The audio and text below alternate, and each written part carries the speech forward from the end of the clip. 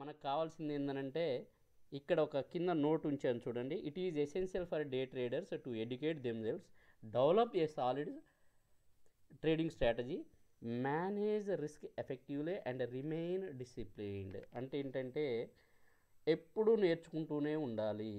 ఎప్పటి వరకు మనకు ఒక సాలిడ్ ట్రేడింగ్ స్ట్రాటజీ బిల్డ్ అయ్యేంత వరకు. తర్వాత రిస్క్ మేనేజ్మెంట్ అనేది ఎఫెక్టివ్గా ఉండాలి.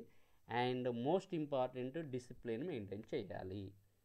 లాస్ అయ్యే వాళ్ళు ఎందుకు లాస్ అవుతారంటే ల్యాక్ ఆఫ్ ఎక్స్పీరియన్స్. ఎవరో ఏదో చెప్పారనేసి డైరెక్ట్గా స్టాక్ మార్కెట్లోకి దిగేసి ట్రేడింగ్ చేస్తుంటారు. దానివల్ల ఎమోషన్ కంట్రోల్ అవ్వదు, సరైన నాలెడ్జ్ ఉండదు. సో బిగ్ లాసెస్ ఇవ్వడానికి ఎక్కువ స్కోప్ ఉంటుంది. తర్వాత ఎమోషనల్ డెసిషన్ మేకింగ్. అంటే మనకి సరైన నాలెడ్జ్ లేనప్పుడు ఈ భయము, తర్వాత ఆశ, అత్యాశ అనేవి మనల్ని వెంటాడుతుంటాయి. ఈ గ్రీడ్ అండ్ ఫియర్తోని కరెక్ట్ డెసిషన్ తీసుకోము, లాసులు ఎక్కువగా ఇస్తుంటాం. ప్రాఫిట్ ఎక్కువ రావడానికి స్కోప్ ఉన్నా కూడా తక్కువ ప్రాఫిట్ తీసుకొని బయటకు వచ్చే అవకాశం ఉంటుంది. సో అలాగే హై వాలటిలిటీ.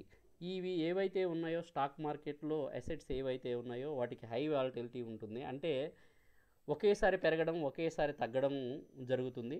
సో తగ్గినప్పుడు, పెరిగినప్పుడు మనకి ఆటోమేటిక్గా ఈ గ్రీడ్ అండ్ ఫియర్ అనేవి మనలో ఎంటర్ అయ్యి మన ఎమోషన్ కంట్రోల్ అవ్వక సో ట్రేడింగు డిసిప్లిన్తో చేయలేమన్నట్టు.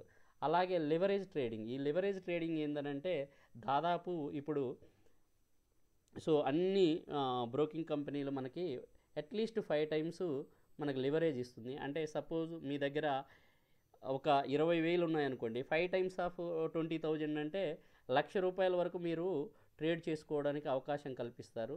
సో ఇక్కడ ఎక్కువ మొత్తంలో కొని లాసు వచ్చేసరికి అదేవిధంగా భయంతో అమ్మినప్పుడు ఇవి ఎక్కువ ట్రేడింగ్ చేస్తుంటాం కాబట్టి ఛార్జెస్ ఎక్కువే పడుతుంటాయి, లాస్ కూడా ఎక్కువైపోతుంది అన్నట్టు.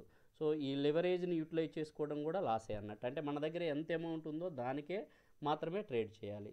అలాగే ట్రాన్సాక్షన్ కాస్ట్. ఇప్పుడు మనం చూసాం కదా. సో ఎప్పుడైతే లివరేజ్ యూటిలైజ్ చేసుకుంటామో ఎక్కువ క్వాంటిటీ కొన్నట్టు అన్నట్టు.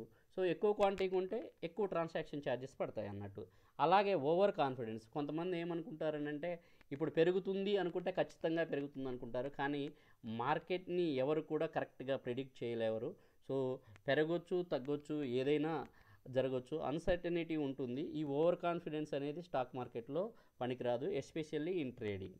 తర్వాత నో డిసిప్లిన్. అంటే ఒక పద్ధతి ప్రకారం చేయాలి, ఒక స్ట్రాటజీ డెవలప్ చేసుకోవాలి. ఆ స్ట్రాటజీ సపోజ్ నువ్వు ₹100 దగ్గర కొన్నావు, నీది స్టాప్ లాస్ ఒక ₹10 అయితే టార్గెట్ ₹20 అనుకుంటే ₹20 రాగానే బయటకు వచ్చేయాలి, ఆర్ఎల్స్ ₹10 లాస్ రాగానే బయటకు వచ్చేయాలి.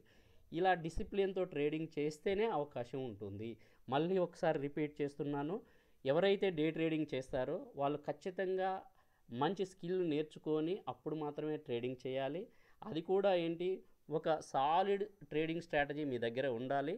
ఆ ట్రేడింగ్ స్ట్రాటజీ ఎలా ఉండాలంటే మీకు లాభాలు ఎక్కువగా వచ్చేటట్టు ఉండాలి, లాసులు తక్కువగా వచ్చేటట్టు ఉండాలి. లాస్ ఎప్పుడైతే వస్తుందో ఆ లాస్ని మేనేజ్ చేసేటట్టుగా ఉండాలి. అండ్ డిసిప్లిన్ అనేది చాలా చాలా ఇంపార్టెంట్ డే ట్రేడింగ్కి.